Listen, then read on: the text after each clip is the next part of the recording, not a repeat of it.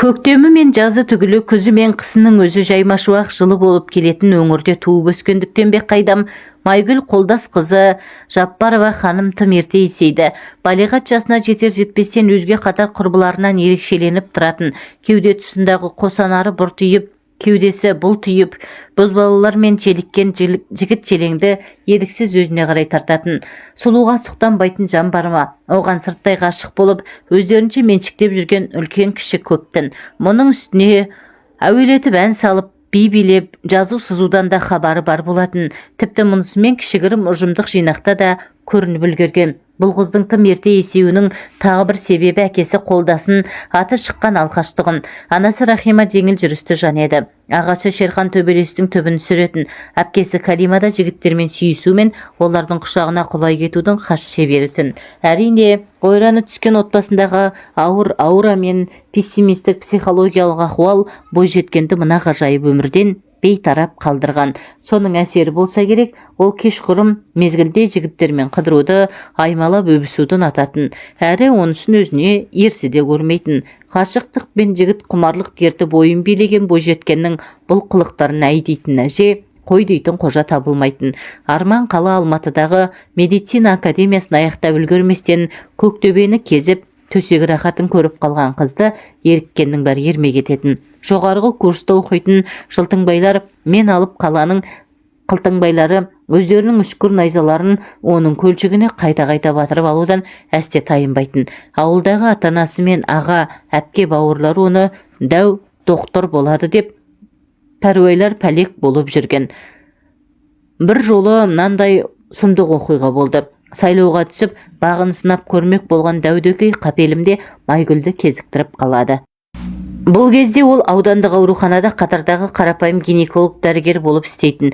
Сайлауда өтсем өтермін, өтпесем кетермін деп жүрген Болат Мұсабековтің ойын кілт бұзылды. Түр-түсі келісті сұлуды Шымғаладағы қонақ үйлердің біріне шақырады. Оған қымбат көйлек әперіп, қолына сақина, мойнына трос, құлағына сырға салып, жатын бөлмесіне қарай сүйрей жөнеледі. Қапелімде есікті ішінен кілттеуді де ұмытып кеткен екен. Арақ шараптан алшақтап қашпайтын, темекі тартудан тайынбайтын бойжеткен екеуі түні бойы әмпей-жәмпей болады. Шашы селдіреген, түр-тұлғасы шойын қап-қара дәу-дөкей әппақ қардай аруды әбден мыжғыла безеді. Ол жыған жас қыздың көлшігіне малтыған мырза өзінің үшкір найзасын әрең суырып алады. Осы тұста бөлмеге кенеттен кіріп келген Мария мен Сейітжан беттерін басып бұрылып тұра қашады. Майгүл олардан қымсынып ұялсын ба, әппақ санын жалтыратып аңқылдап-сыңқылдап төсектен әзер көтеріледі. Мені көрдіңдер ме дегендей қос қолын төбесіне көтереді. Иә, дәл сол жылы халық қалаулысы бола алмаған Болат осылайша қалың елді біраз шулатады. Алайда Майгүлдей майысып тұрған жас ойнас тоқал тапқан оның өз есебі түгелтін. Бәйбішесінен тығылып сығылып жүріп, нақсүйерімен жиі жолығудың амалын табады. Таусылып бітпейтін іс сапарлар мен той-томалақты желеулетіп, онымен шырасып жүреді, ойнайды, күледі. Әрине, олардың өзара не істегендерін бір Құдай ғана біледі. Сол Болат Қырғын деген керемет кітап жазып, онысын ұялмастан Майгүл бас дәрігер болып қызмет істейтін жүйке жүйелерін емдейтін ауруханаға да әкеліп тастайды. Байтал бастықтың айтқанын не кетпейтін мақұлбайлар әлгі кітапты жапа-тармағадай сатып алады. Жиналған ақша авторитетті автор көңілдесіне шуба, пальто әпереді. Ауданда мүсе тұтпаған Майгүл облысқа қызметке ауысады. Әрине, бұған Болаттың облыс әкіміне жасаған бір ғана телефон соғуының септігі тиген. Алдымен наркологиялық орталыққа бөлім меңгерушісі болып орналасады. Мұнда ол Абдулла Мекенбаев деген бас дәрігердің қармағына түсіп қалады. Жылы жұмсақ диванға бір аунатып алғаннан кейін Майгүл оның жандық қуыршағына айналғанын өзі де сезбей қалады. Қысқасы, Айдулла жат десе жатады, тұр десе тұрады, қой десе қояды. Сөйтіп өзара әмпей-жәмпей болып жүргенде облыстық клиникалық ауруханаға бас дәрігердің орынбасары болып ауысқан Айдулла нақсүйерін бірге ала кетуді ұмытпайды. Ол өзін медицина маршалымын деп санайтын. Әріптестері бұл екеуінің құпия тірліктерін бес саусақтай жақсы білетін. Алайда іш дерттері ішінде болып, ашық айтуға батылы бармайтын. Жиын тойларда бірге билейтін, кездесіп қалса кәдімгі ерлі-зайыптыларда құшақтасып, сүйісіп сәлемдесетін. Көрген жұрт анау бір аяғын сындырып алған қағынған кәрі қақпастың мұнысы несі екен дейтін. Көп өтпесте Майгүл онкологиялық ауруханаға бас дәрігер болып барды. Барғаны құрысын білімді де білікті кадрларды ашықтан ашық қудалайды. Сөйтіп кәсіби дипломы жоқ, басқа саланың мамандарын топырлатып қызметке қабылдайды. 3 әріптен тұратын құзырлы мекемеде істейтін біреудің інісін жұмысқа алып, оны өзіне орынбасар етіп тағайындайды. Қарсы келгендердің бәрінің апшысын қурады. Тіпті сонау бір кездері науқастың температурасын өлшеп, қалай укол салуды үйреткен ұстаздарын аямайды, отқа сотқа сүйрейді. Сондағы бар сенгені шаншуға өтпей қалған кәрі найзалы көкелері тұғын. Мұның бәрі де місе тұтпаған ол медицина қызметкерлерінің облыстық кәсіподағына төрайым болып сайланады. 1000 сан дәрігердің 99-ы ғана жақтап дауыс бергенімен, жиналыстың алқасында отырғандар өзге қарсыластарынан көп дауыс жинады деп төрайымдыққа сайлап жібереді. Қолына қоғамдық ұйымның мөрін ұстаған ол өзінше тыраштанып белсенеді. Медицина қызметкерлерінің арасында спартакиада, семинар, тренинг, флешмоб, сан алуан байқаулар өткізумен көзге түседі. Креативті басшы атанады. Тіпті өзі бір топ нақсүйерлерін жинап алып, Астана мен Алматыдағы телевизиялық байқауларға да қатысып қайтады. Оның бұлғылығын нағыз продюсер, шоумендерсің. Майгүлдің маңдайына мылқау, меңіреу, малқобайлар жинала бастапты. Солардың бірі Өрік Малданов, ұшына шыққан жағымпаз, лауазым үшін қойнындағы қатына дейін сатып жіберетін сұмырай болып шығады. Байтал бастығының ыбыстық майғұйрығына кіріп алған ол өзін менсінбегендерді құйрықтай жөнелерді. Олардың сыртынан жамандап қызметтен қуады. Медициналық академияның ректоры Тоғанбай Маяшев пен отбасындағы облыстағы аса беделді партияның басшысы халық қалаушысы Құлашбек Мәдібеков те Майгүлдің оттай ыстық құшағында қорғасындай балғып, тартөсекте теріліп тепшіп шыққандардың тізімінде тұр.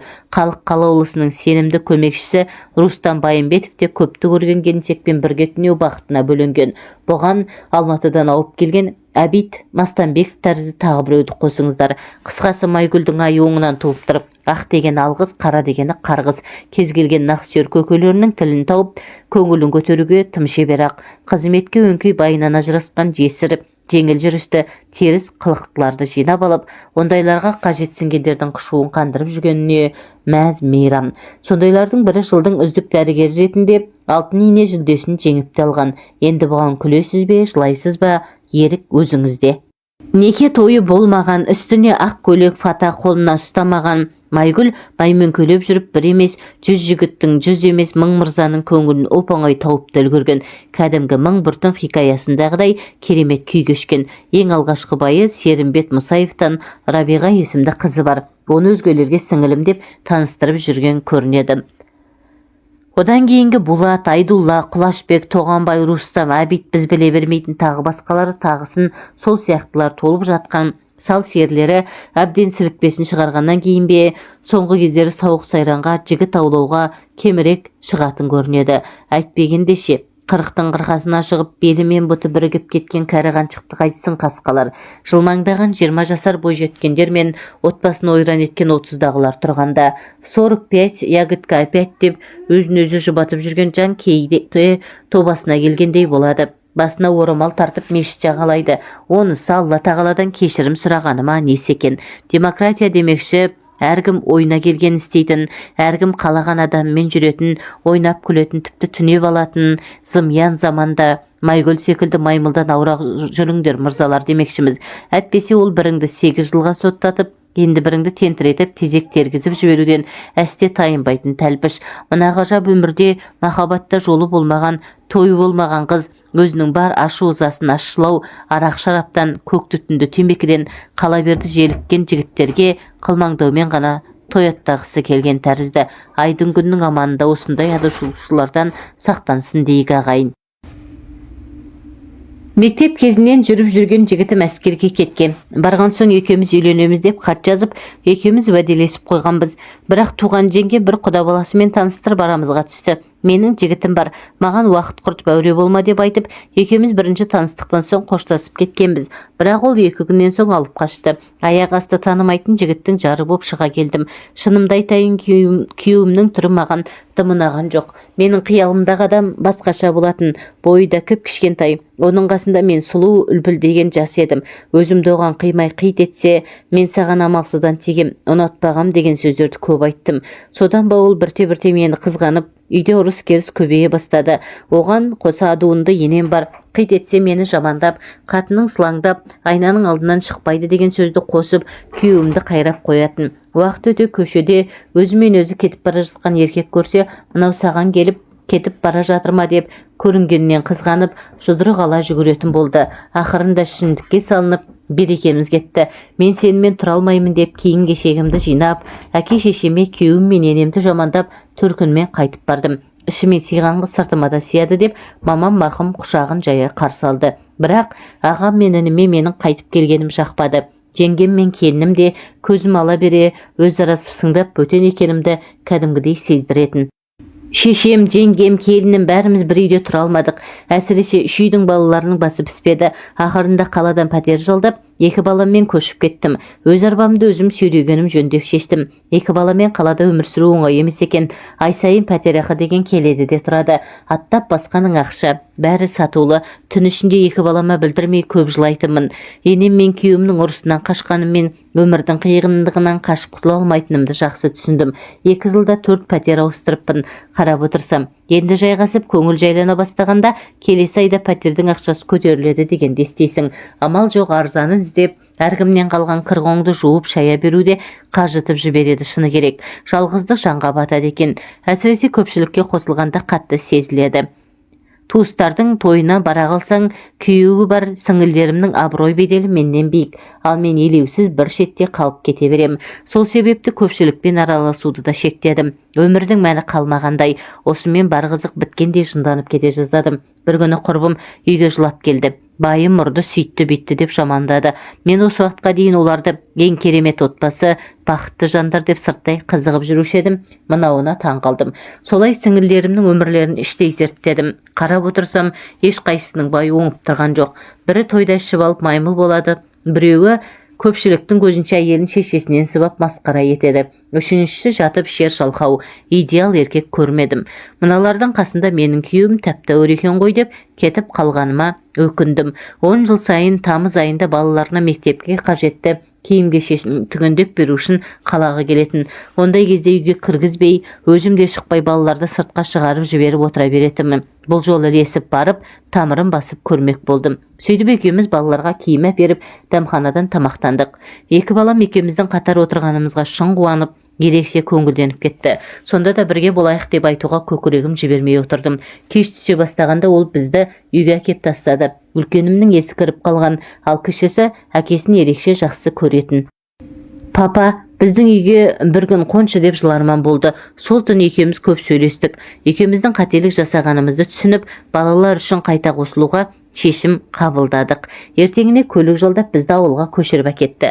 Арада біраз жыл өтіп кетсе де біздің ауылға келіп қайта татуласқанымызға ата-аналарымыз шын қуанды. Енем де баяғыдай емес мінезі жұмсарып қалыпты. Қазір менің қас қабағыма қарап отыр, бірақ күйеуімнің бұрынғы әдеті қалмапты. Ол ескі әуеніне қайта басты. Той-томалаққа бара қалсақ, үйге келгесін міндетті түрде ұрыс айғай-шу шығады. Бетіме күле қараған адамның бәрінен қызғанып, арасында қол жұмсайды. Бірақ амал жоқ, осы өмірді өзім қалап қайта қосылдым. Енді ішім жылап тұрса да, сырт көзге бақытты жан секілді көрінуге тырысам. Балалардың мазасын алмас үшін күйеуіме ренжімеуге, жаман жақтарын көрсем де көрмегендей болып үнсіз қалуға тырысып бақтым. Бір сөзбен айтқанда, одан үнемі өзімді бір саты төмен ұстай бастадым. Баяғы тәкаппарлықтан мен сұлумын, сені сүймеймін деп кергейтін Салимадан жұрнақта қалмаған. Бұдан не ұттым, бақыттымын ба жоқ па оны өзім де білмеймін. Байы бар деген атақты алдым. Бастысы осы. Мен ол кезде жасым 26-да болатымын. Үйленгем, 2 ұлым бар. Вахтовый методпен жұмысқа орналастым. Жұмыста әйел адам біреу ғана болатын, повар, жасы 51-де болу керек. Жолдасы қайтыс болған 2 қыз, 1 ұлы бар. Қызы менімен жасты, ал ұлы 3-4 жас кіші. Ұлым бір рет көргем, повар келіншек томпақ болатын, үстіне футболка, бұтына үнемі жұқа лосина киіп жүретін. Лосинасы бұтына жабысып тұратын. Алдыңғы жағында алжапқышы болған соң особо ештеңе көрінбейтін, ал ең кигенде лосинасы бүкіл болмысын паш ететін. Мен көбіне іште қалатын болғандықтан оңаша көп қалатынбыз. Онымен Итер суды сол кездері ақ ойлап жүргем, бірақ тоқым жетпейтін. Бірақ күйеуі туралы, қырындаған еркектер туралы көп айтатын. Бір күні столовыйда отырғанымда өзінің белі ауырып тұрғанын айтты. Орнымнан тұрып белін жаймен сипап массаж жасап бергем. Көтенінде 1-2 айналып өттім. Сосын оған крем бар ма, бұдан да күштетіп жасап беретінімді айттым. Ол бар деген соң оның комнатасына өттік. Белін ашып крем жағып массажға кірісіп кеттім. Лосинасы мен трусиын қатарластырып 2 сантиметр төмен жылжытып қойдым. Кейін тағы сәл төмен түсірдім де, артынша футболкасын лифчиктің үстіне қарай көтердім. Қолымды трусиінің ішіне 1-2 рет апарып, көтеннің сығын сипап өттім. Кейін қайтадан жоғары көтеріліп, қолыма тіреліп қалып тұр деп лифчиктің артқы жағын ағытып жібердім. Әйел де қой деген мен арқаңа полный жасап беремін деп көндірдім. Арқасын аймалап жатып, екі жақ қолтықтың астында аймалап өтіп, емшектің жанынан тек саусақ ұштарын тигізіп өттім. Осылай бірнеше мәрте қайталаған соң, емшегіне екі жанынан қолыммен толық өттім. Ешқандай кедергі болмаған соң, крем жағылған қолымда сырғытып жөнеліп алақанға емшекті қапсыра құшып, ұшынан қысып жібердім. Осы кезде қой болмайды, баламдайсың ғой, бұл енді артық дегеніне, балам деп емес еркек ретінде қараңыз деп емшегінен қысуды жалғастырдым. Өзі қарсылық көрсетіп бастағанымен аңқылдап қоя бергенде кемтар емес екенін түсініп бұтынан киімін түгел шешіп алдым.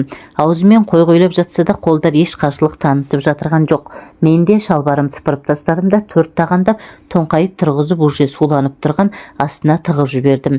Астының тесігі кәдімгідей тар екен, бірақ суланып тұрған соң еркін кіріп шығуда аңқылдап жатыр. Bir кезде астынан су ағып кетті. Оның сиіп қойды ма деп көп итеріспейтін әйелдерде солай болады екен. Өзі солай деді.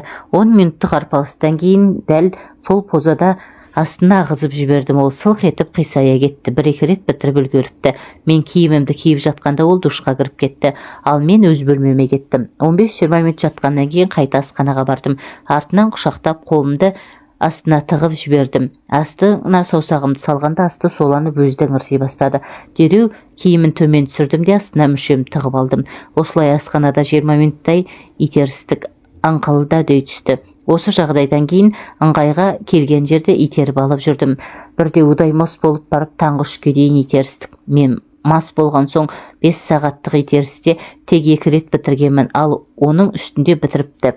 Үстіме отырып секіргенде кәдімгідей опыты бар екені көрініп тұр. Сөйтіп жүріп мен ол жақтан жұмыстан шығып кеттім. Bir күні келін ауруханаға қаратуға біздің қалаға келгенін айтты. Бірақ мен шақырған квартираға бара алмайтынын, келіннен қорқатынын айтты. Сөйтіп тек серуендеп келуге далаға шыққанда кездесіп шыдай алмай подъезде итеріп алғам. Қазір арамыз алшақ болған соң тек по телефону итерісіп жүрміз.